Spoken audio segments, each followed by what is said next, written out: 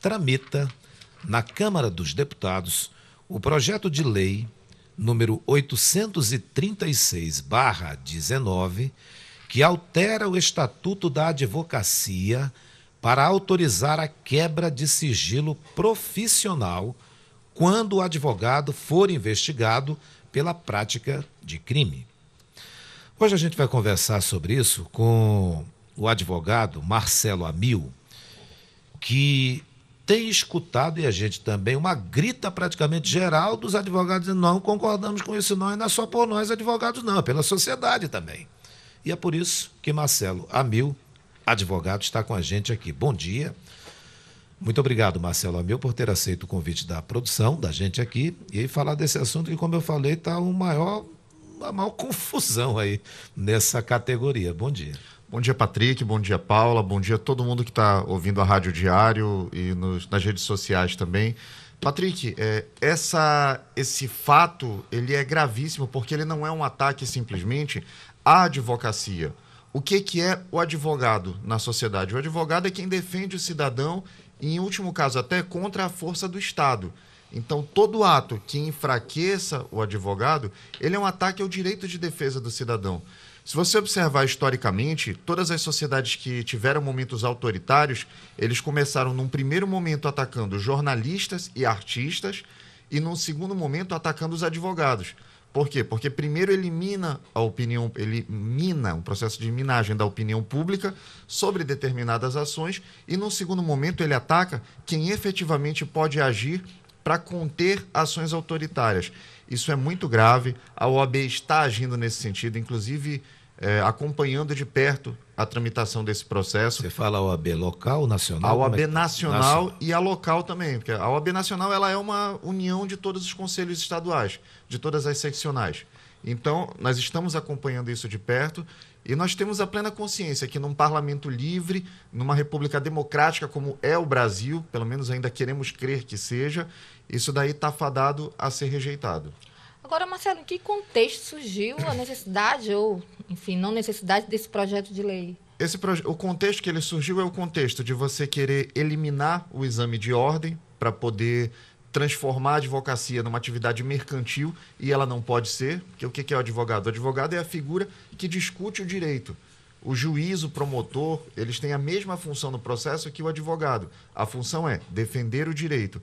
Então, no momento em que eu enfraqueço um dos elos dessa corrente, que é o elo que vai estar ao lado do cidadão, eu estou dando plenos poderes e poderes discutíveis, inclusive, para o Estado que está do outro lado. Eu lembro aqui, Paulinho, um caso que é emblemático, perdão pela intimidade, tá, Paulinha? Não se preocupe, eu não me importo chamar de Paulinha, não. Que bom, é porque tem cara de adolescente. Né?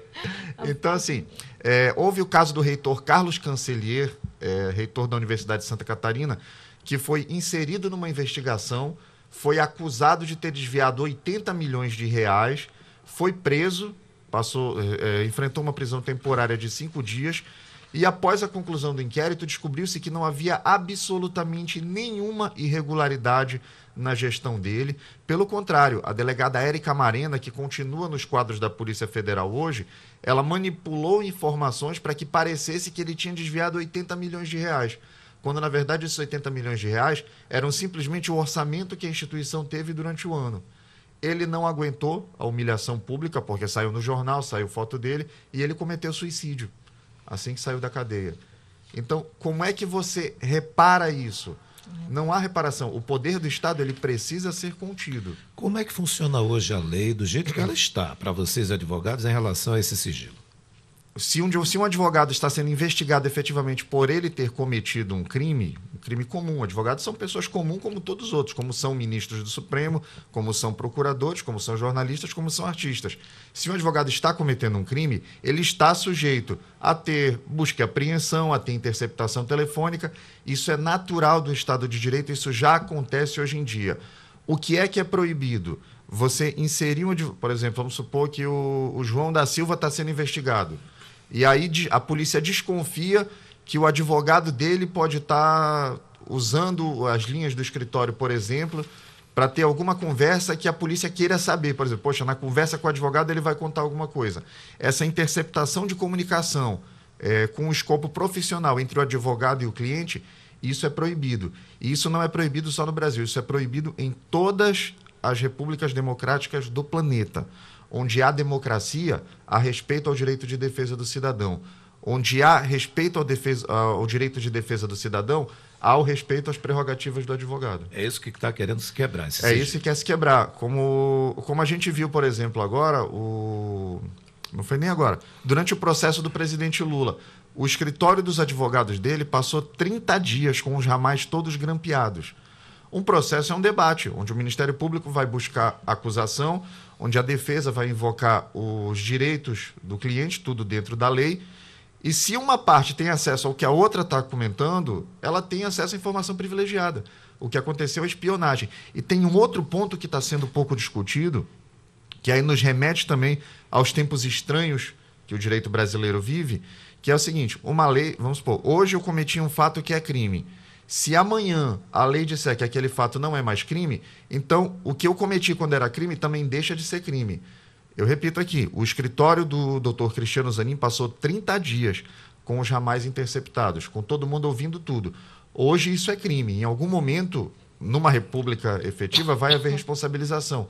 Se isso passar, se esse tipo de projeto de lei começar a avançar, daqui a pouco o que foi crime já vai deixar de ser crime. Então, há uma tentativa também ainda de se justificar historicamente condutas obscuras que vêm sendo tomadas por agentes do Estado. Agora, Marcelo, em pesquisa aqui na Câmara dos Deputados, a gente vê pouco discurso sobre esse assunto, pouco debate, pelo menos a gente não conseguiu encontrar aqui oficialmente. Como é que está a adesão aí dos parlamentares em torno desse projeto? O projeto ele ainda está recente. Salvo engano, ele não foi nem para a CCJ ainda está em discussão, não foi votado na CCJ, está em discussão na CCJ. E, infelizmente, os parlamentares têm se posicionado pouco, o que é triste, porque é de quem a gente espera que haja uma maior compreensão sobre o tema. Eu costumo até brincar com alguns colegas, dizendo que se os advogados fossem uma categoria que buscasse efetivamente o poder, nós teríamos o poder total. Por quê? Do gabinete da Câmara de Vereadores de Tapauá, do nosso pequenino e querido Tapauá, até o gabinete do presidente do Senado, em todos eles tem um advogado. Nós estamos em todas as esferas do poder. Mas não há união, né? Não, eu não digo nem união. Acho que não há o anseio do autoritarismo. O advogado não quer buscar o poder. O que o advogado quer é justiça. É que todo mundo tenha direito ao julgamento justo. Quem errou, que efetivamente recebeu uma condenação, que cumpra a sua pena dentro do que diz a lei. Você falou ainda há pouco sobre que não passou nem pela CCJ, que é a Comissão de Constituição e Justiça, e que a CCJ, tanto da Câmara Federal quanto do Senado, é a comissão mais importante. Você acha que passa nessa comissão? Eu quero crer que não. Eu quero crer que não, porque isso aí vai afrontar não simplesmente os dispositivos de uma lei federal, mas dispositivos constitucionais do direito das prerrogativas profissionais. A função do advogado ela está prevista na Constituição. Há uma previsão lá sobre a magistratura, sobre o Ministério Público e sobre o advogado. Então, qualquer medida que ataque prerrogativa profissional do advogado, ela tem natureza constitucional e eu quero crer que o parlamento vai rejeitar isso. Agora, esse tipo de investigação, ela se estende apenas às ligações ou também às mensagens? Enfim, porque agora a gente não só liga, né? Também tem essa questão de a tudo aquilo que for. O que a lei fala é a proteção de todas as comunicações profissionais utilizadas pelo advogado, sejam telemáticas, sejam informática, e aí vai para e-mail, vai para aplicativos, vai para tudo. Se for afastada a inviolabilidade disso, vai se poder ter acesso a todas as comunicações do advogado com o cliente. Agora, Marcelo, deixa eu te fazer uma pergunta. O que o presidente ele entende sobre isso? Porque ele até agora não deve ter se manifestado, mas assim, nos bastidores, eu não sei se a gente consegue informação, porque a gente sabe que a base governista do Congresso, de qualquer casa parlamentar, ela é importante para a definição de aprovações de projetos de lei. Eu não encontrei na internet o que ele acha disso, mas eu tenho observado que se for para se basear no discurso, ele seria a favor do projeto de lei. Depende. Ele seria a favor do projeto de lei se quem tivesse se os envolvidos fossem simplesmente pessoas de oposição. Se for para proteger a prerrogativa do advogado do Flávio Bolsonaro, ele vai ser contra o projeto de lei.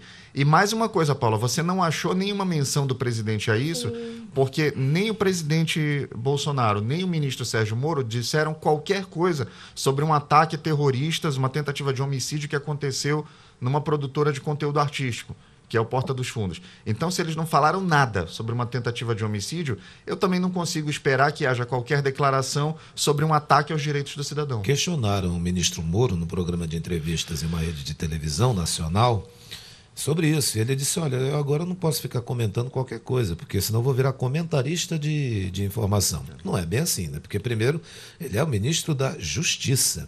E esse caso que aconteceu foi, de fato, um ataque. É lamentável que o ministro da Justiça... No mínimo, ele deveria ter uma nota, algo assim. Que ele acha que terrorismo é qualquer coisa. E mais grave ainda, um dia antes de sair a ordem de prisão para o terrorista que praticou isso, ele soube e ele fugiu do Brasil. E também não houve qualquer manifestação do Ministério da Justiça. Ao ataque à estatueta do aquele empresário lá que quer vir para Manaus. É o dono da loja lá? Eu não ia nem citar o nome da loja, mas... também não vale a pena citar. Não vale a pena dar tanto ibope, mas houve aí uma menção do presidente em apoio solidário ao ataque à estatueta dele. Então, aí rapidinho, a gente volta para aquilo que eu falei da seletividade. Existe aí uma crítica seletiva, né? Agora, Marcelo, como você vê os advogados do Amazonas se unindo em torno ou atuando em torno da avaliação desse projeto? A respeito da não aprovação desse projeto? Olha, o corpo de advogados do Amazonas ele é bem plural. Nós temos uma grande maioria dos advogados. E eu falo grande maioria realmente porque a gente vê nos fóruns, a gente vê no dia a dia da militância. Eu sou advogado militante, eu estou todo dia nos fóruns. Então, uma grande maioria que entende o quão nocivo isso é, eu repito, não só para a advocacia, mas para a sociedade. Mas há também uma parcela, nós respeitamos o direito de voz deles, eles participam de todos os debates, que até concorda com isso. E aí eu me remeto ao filósofo, me remeto a Voltaire. Não concordo com o que dizes, mas lutarei até a morte pelo direito de dizê-lo. Então, paciência. Bem, a autora do projeto de lei, desse referido projeto de lei 836/19, que é a deputada Paula Belmonte, lá do Cidadania do Distrito Federal, ela diz que essa inviolabilidade, por vezes, vem sendo utilizada como subterfúgio para dificultar investigações quanto a eventuais práticas de delitos. É o que ela fala para justificar esse projeto de lei, uma das justificativas. E o que o senhor disse? Eu digo que isso é falacioso, porque ela diz que, por vezes é usado, mas ela não cita sequer um inquérito. Ela não diz em qual processo isso foi utilizado. Eu consigo citar aqui, e é até fácil citar porque é emblemático, um caso do doutor Cristiano Zanin, em que ele passou 30 dias sendo espionado. A deputada não cita qualquer caso em que advogados utilizaram-se da prerrogativa, e eu iria além, vamos considerar que ela citasse aí. Eu queria que ela mencionasse um caso em que violou-se, em que os advogados utilizaram-se das prerrogativas profissionais para o cometimento de crimes e não houve a devida responsabilização. Porque há, com frequência, em toda categoria, existem bons e maus profissionais. Isso é fato. Nós somos humanos, tem jornalistas bons, jornalistas maus, políticos maus, advogados bons e advogados maus. E quando os advogados cometem crimes, eles são responsabilizados. Quantas vezes, em 2015, nós tivemos aqui a Operação La Muralha, que prendeu advogados que estavam cometendo crimes, servindo de contato entre traficantes, entre traficantes e magistrados. Ou seja, a lei que está aí permitiu punir advogados. Então, eu não preciso violar prerrogativa para poder investigar. Isso aí é discurso autoritário, isso é caminho para o fascismo. Agora, Marcelo, com tanto problema acontecendo no Brasil, eles vão procurar projetos de leis aí que restringem a particularidade aí, a pessoalidade de um profissional.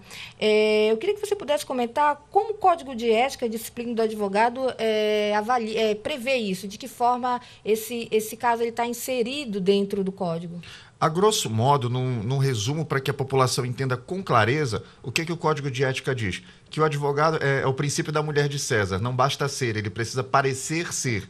Então, o advogado tem o dever positivo, determinado no Código de Ética, de manter uma conduta proba. Eu não posso apresentar petições que eu sei que não vão ter sucesso, eu tenho o dever de apresentar petições com bom conteúdo e, além disso, eu tenho o dever de mostrar para a sociedade que eu sou digno de defendê-la. Eu tenho que manter uma postura profissional que permita à sociedade olhar para o advogado com o respeito e a dignidade que a profissão merece. Em resumo, é isso que o Código de Ética diz. E nós temos os mecanismos para punir maus advogados. Os tribunais de ética da OAB, eles funcionam efetivamente. Salvo engano, são 6 câmaras, 6 turmas de discussão aqui na seccional do Amazonas, que todo dia estão julgando processos. Quando um advogado comete um desvio ético, um desvio funcional, isso tem a devida apuração. Marcelo Amil, advogado jovem, muito obrigado pelas suas palavras, essa que a gente chama aqui divisão de conhecimentos com todos nós aqui. O nosso muito obrigado. Bom dia. Esperamos contar com você em outras oportunidades. Eu que agradeço de coração, Patrick, Paula, obrigado pelo convite. É sempre um prazer voltar à Rádio Diário. E eu também espero que essas outras oportunidades sejam breves, porque vir aqui alegra amanhã. Obrigado.